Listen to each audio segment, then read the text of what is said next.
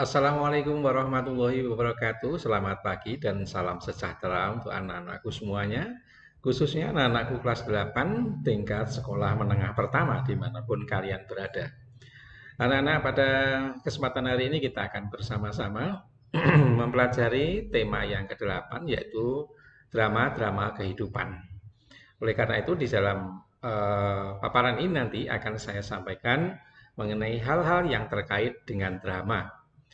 Namun demikian, sebelum melanjutkan pembahasan ini, silakan anak like, untuk subscribe, untuk memberikan tanda loncengnya, sehingga nanti kalau ada informasi-informasi yang terbaru, kalian bisa langsung mendapatkan informasi tersebut.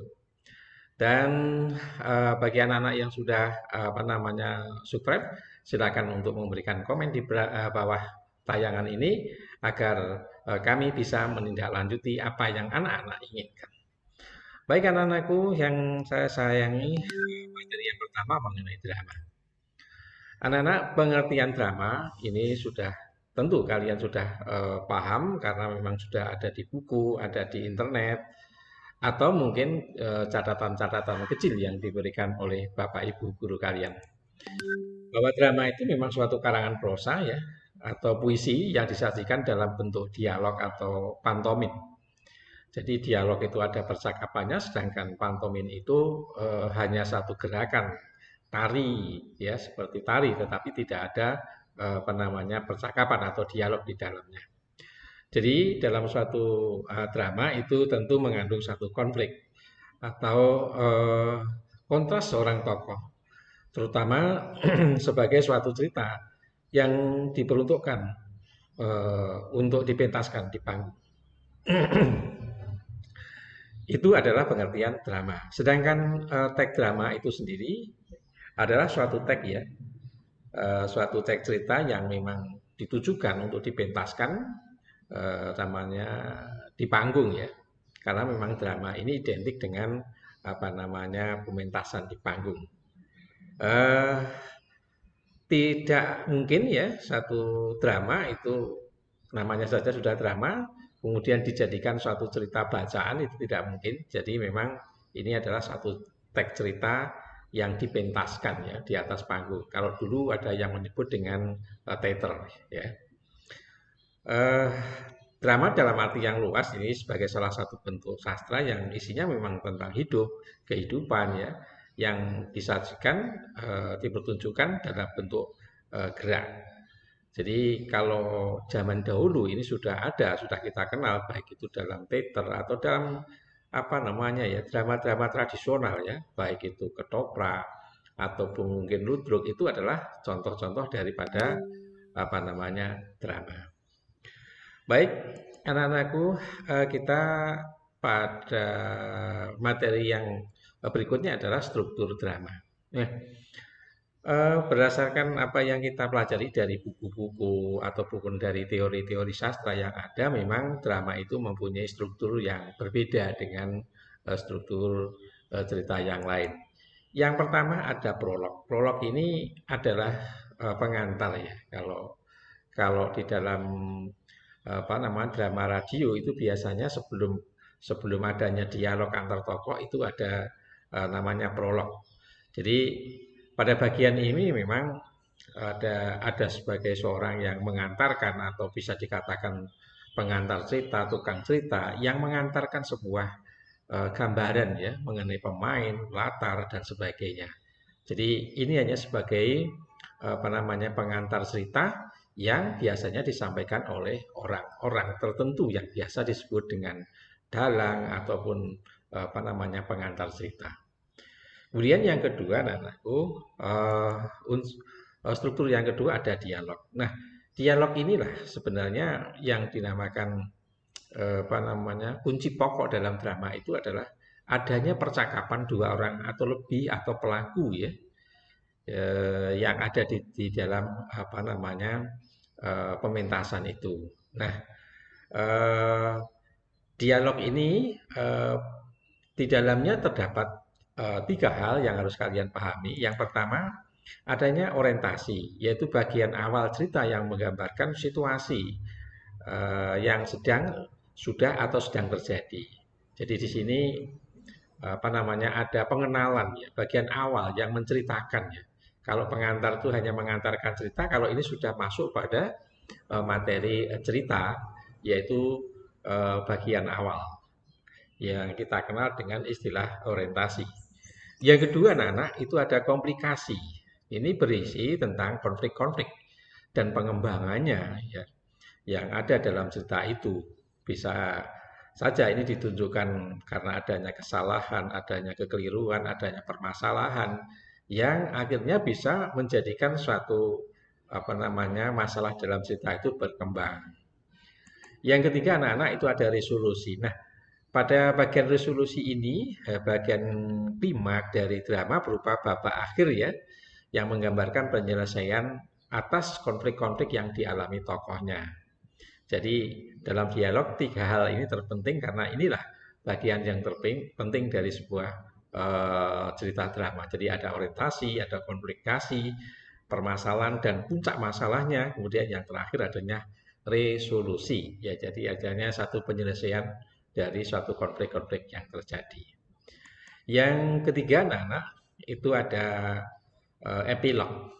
Epilog ini bisa dikatakan sebagai apa namanya penutup sebuah cerita yang biasanya juga disampaikan oleh pengantar cerita atau seorang dalang atau seorang yang katakanlah tukang yang bercerita itu.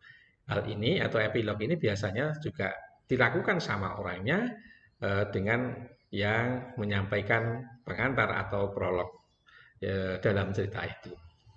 Itulah struktur drama. Kemudian anak-anakku, kita mengenal beberapa istilah dalam drama atau istilah drama ya. Banyak sekali yang kita kenal. Yang pertama, anak-anak, istilah drama itu ada kata sandiwara ya.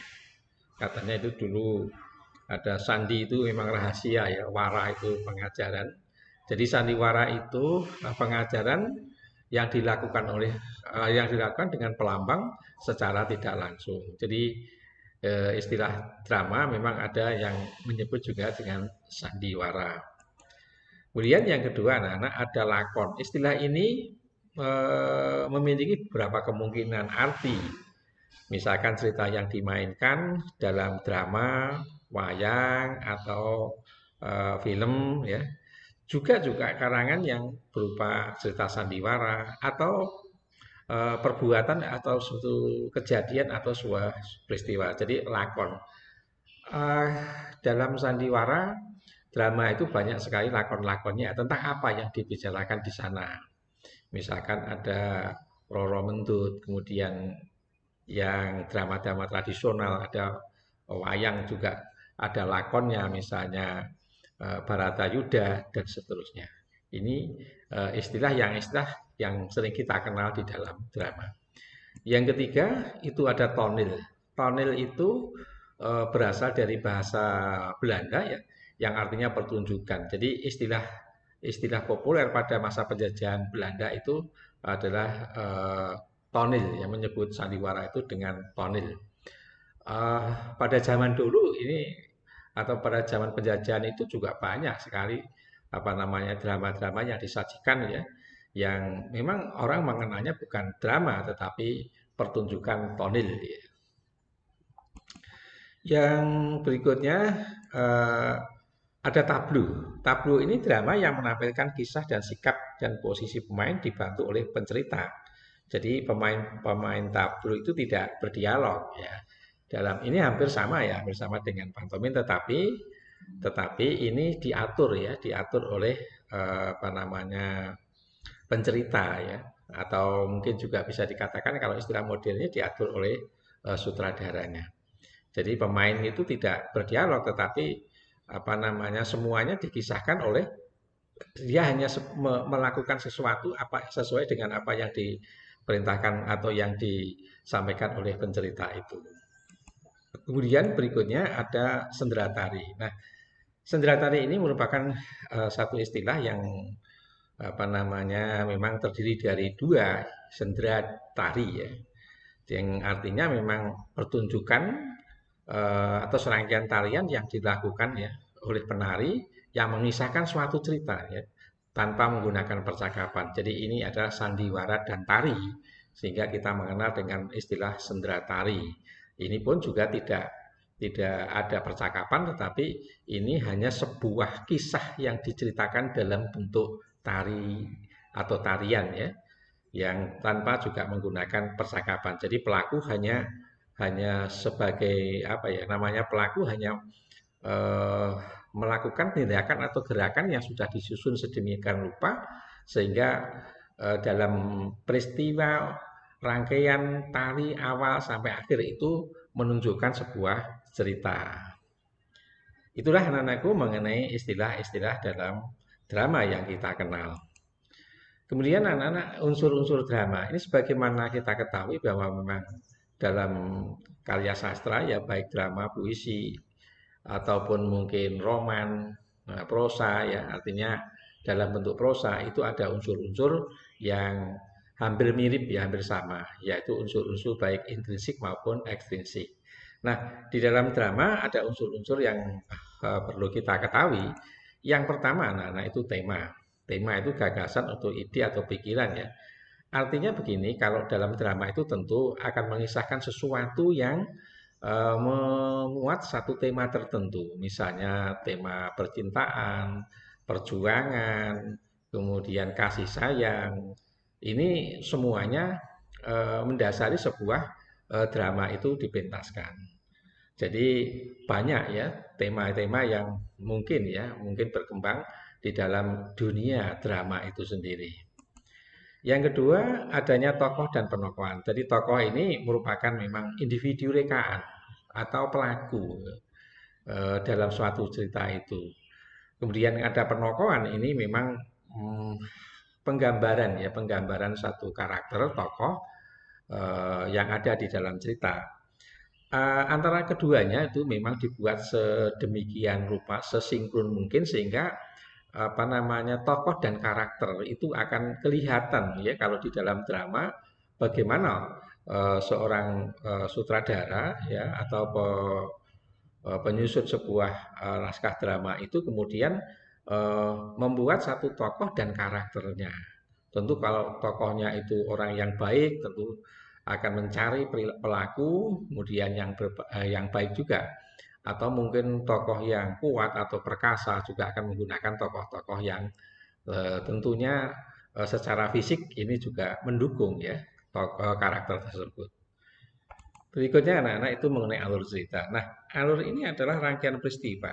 Jadi dalam satu drama, setiap adegan drama itu merupakan satu rangkaian peristiwa yang terjalin ya, yang terjalin dari satu adegan ke satu adegan yang lain yang apa namanya bersatu menjadi satu sebuah cerita. Ini tentu kalian sudah paham karena ini di dalam drama-drama yang kontemporer seperti drama-drama Korea ini semuanya tentu ada alur atau rangkaian peristiwa yang menjadikan sebuah lakon dalam suatu drama itu sendiri. Baik, yang berikutnya bahasa. Nah, anak-anak tentu drama ini memang tidak lepas dari unsur bahasa kecuali memang yang berupa tadi ada pantomin, ada senda tari ya. Karena bahasa ini merupakan satu media komunikasi antar tokoh, percakapan antar tokoh yang juga dimungkinkan dari bahasa inilah seorang pengarang itu akan menentukan karakter tokohnya. Karena tokoh yang baik tentu bahasa yang digunakan juga apa namanya baik. Sehingga apa bahasa ini juga akan menggambarkan ya secara secara apa namanya secara teoritis ya artinya menggambarkan watak tokoh latar maupun peristiwanya. Misalnya menggunakan kata apa namanya kon, lu itu sudah beda berarti itu kan karakter tokoh itu akan sesuai dengan bahasa itu. Misalkan menggunakan kata kata arek Surabaya berarti dia menggunakan bahasa bahasa Jawa yang katakanlah berada di wilayah Surabaya yang mencerminkan juga karakter orang-orang Surabaya yang juga bisa menunjukkan apa namanya latar peristiwa itu sedang terjadi di mana. Kemudian berikutnya anak-anak ada latar. Nah, latar ini tadi kalau di dalam drama jelas ini merupakan panggung ya, panggung ya. Maka di sini ada apa namanya beberapa latar kalau di dalam drama itu sehingga kalau di dalam pementasan drama itu apa namanya setiap adegan tentu ya tentu akan apa namanya walaupun tidak harus tentu akan berbeda latarnya bisa di dalam kerajaan bisa di dalam rumah bisa di dalam apa namanya hutan bisa di satu tempat tertentu gitu tergantung kepada apa namanya cerita itu sehingga latarnya akan mendukung sebuah cerita. Kemudian berikutnya anak-anak ada dialog. Nah, dialog inilah yang di dalam apa namanya di dalam suatu drama itu sangat sangat apa namanya sangat penting ya karena di dalamnya ada tokoh, ada wawancang, ada kamagung. Elemen-elemen ini loh yang bisa menunjukkan bahwa itu adalah sebuah teks drama.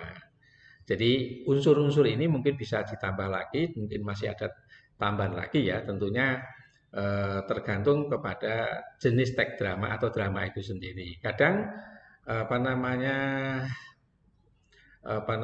tidak ada bahasanya maka juga termasuk dalam suatu drama, tetapi mungkin masuk di dalam istilah sendera tari tersebut. Berikutnya anak-anakku eh, mengenai ciri kebahasaan, sebagaimana yang saya sampaikan bahwa ciri kebahasaan ini adalah eh, jenis-jenis kata, jenis-jenis bahasa yang biasa digunakan ya di dalam suatu teks. Nah, di sini adalah teks drama. Oleh karena itu, ini adalah kemungkinan ada juga kemungkinan tidak ada. Tetapi biasanya kata-kata yang digunakan itu sebagai penanda, sebagai pembentuk suatu kekhasan sebuah cerita. Yang pertama, anak-anak, menggunakan tanda petik yang jelas memang ada dialog ya, ada monolog ya dalam suatu cerita itu. Nah, di situ pasti ada tanda petik yang menunjukkan ucapan langsung dari tokohnya itu. Itu eh, satu ciri kebahasaan yang ada. Yang kedua menggunakan kata ganti. Nah, ini teks drama itu menggunakan kata ganti orang ketiga. Biasanya menyebut nama ya langsung ya, nama seseorang. Kemudian juga biasanya dalam dialog, tetapi apa namanya beda ya di dalam apa namanya dialognya itu bisa menggunakan kata ganti orang pertama, kamu, saya, misalkan lo, gue. Ini kan contoh-contoh penggunaan kata ganti. Jadi bisa kata ganti orang pertama, bisa kata ganti orang kedua, maupun kata ganti orang yang ketiga. Berikutnya, yang ketiga, anak-anak menggunakan kata sehari-hari. Nah, di dalam drama memang eh, biasanya ya tidak menggunakan bahasa-bahasa yang baku, kecuali memang diperankan atau apa memerankan ya maksudnya memerankan tokoh eh, dengan apa namanya karakteristik tersendiri misalnya. Sebagai seorang raja misalnya tentu tidak akan menggunakan bahasa-bahasa yang apa namanya sehari-hari dalam arti yang guyonan tidak, tetapi akan menggunakan bahasa-bahasa yang tidak banyak menimbulkan multi tafsir. Tetapi secara umum memang drama itu menggunakan kosakata percakapan. Misalnya kok begitu, siapa sih? Nah ini kan bahasa-bahasa percakapan sehari-hari. Yang keempat anak-anak mengandung konjungsi kronologis. Memang dalam suatu cerita memang sering kali ya, kalau ini sering kali ada ya, misalnya kata siang, besok, hari ini, kemarin, lusa, sebelumnya, dan seterusnya. Ini dalam suatu cerita biasanya begitu. Pada zaman dahulu ya ini mula-mula, kemudian, nah, sering kan dalam suatu cerita semacam itu. Yang kelima, aku menggunakan kata-kata yang mengisyaratkan suatu peristiwa. Nah, eh, mengisyaratkan suatu peristiwa ya. Nah, ini menggunakan kata kerja ini memang bisa terjadi, tetapi memang ya kadang-kadang ada ya. Tapi kemungkinan kemungkinan kalau dikatakan harus juga tidak bisa, tetapi kemungkinan ada. Misalnya mengatakan, menyuruh, mengkhianati, menyingkirkan. Nah, ini contoh-contoh kata yang mengisyaratkan suatu peristiwa tertentu. Yang keenam, anak-anak itu menggunakan kata kerja yang mengisyaratkan perasaan.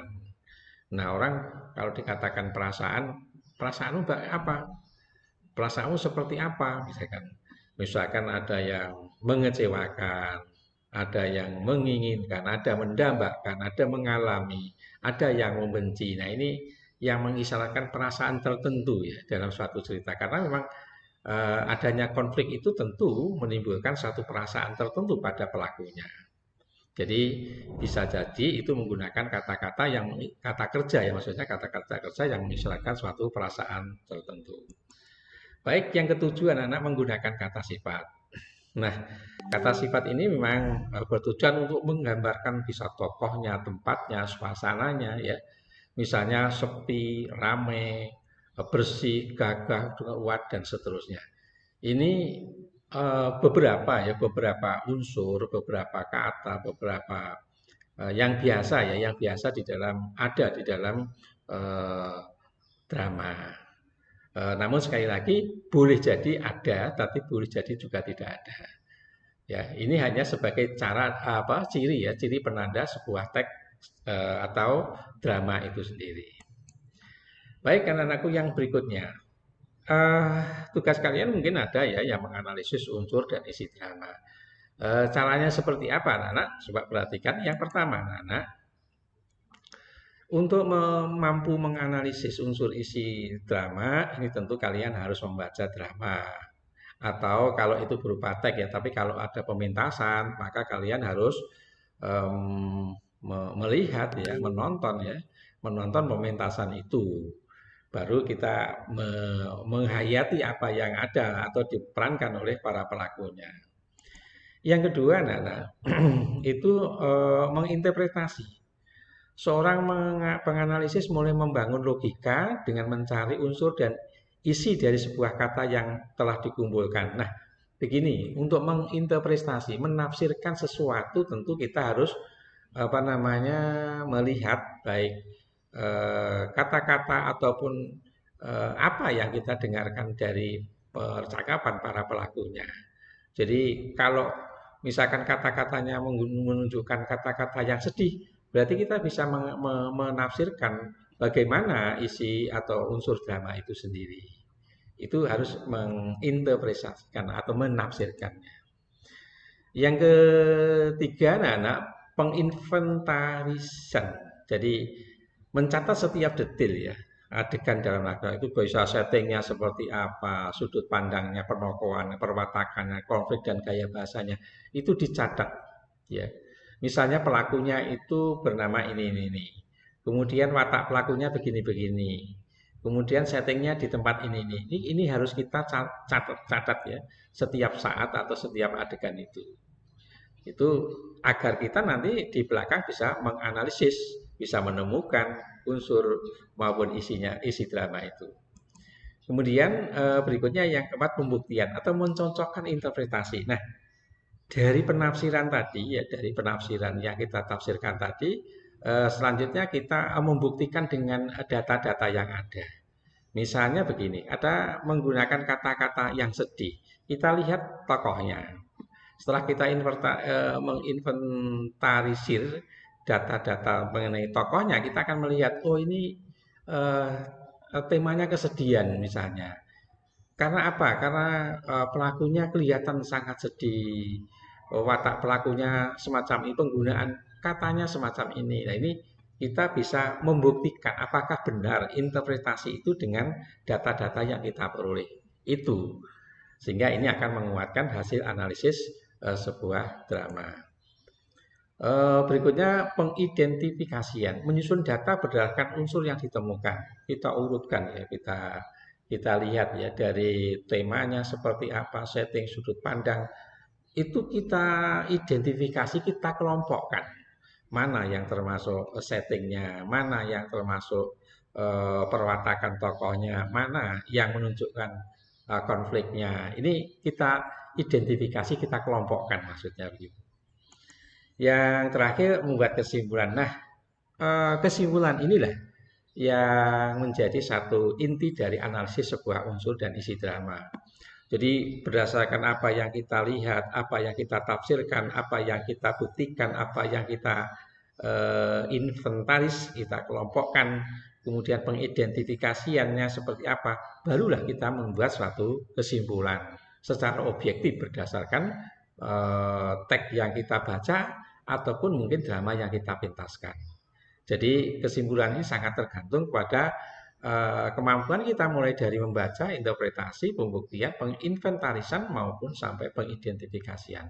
Ini yang menjadi salah satu pokok dari analisis unsur dan isi drama. Anak-anakku, mungkin itu yang dapat saya sampaikan mengenai drama. Terkait dengan unsur uraian lebih detail mengenai unsur kebahasaan, strukturnya, silakan dilihat di video-video yang ada di dalam channel saya ya, yaitu catatan Pak Guru. Silakan di sana sudah lengkap.